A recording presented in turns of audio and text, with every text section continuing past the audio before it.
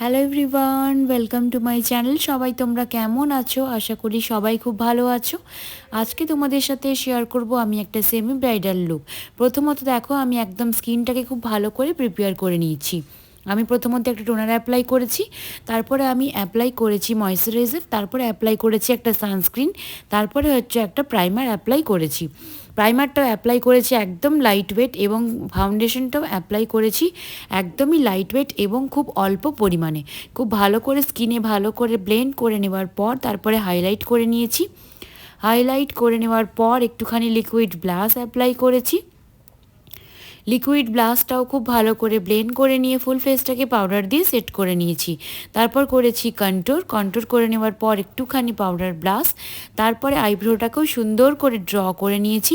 আইব্রোটাকে natural রাখার জন্য আমি একটা ব্রাউন কালারের পেন্সিল দিয়ে আইব্রোটাকে ড্র করেছি। তারপরে একটা নিউড কালার দিয়ে আই মেকআপের জন্য আইটাকে ভালো করে ব্লেন্ড করে নিয়ে একটুখানি কাজল দিয়ে স্মাচ করে নিয়েছি।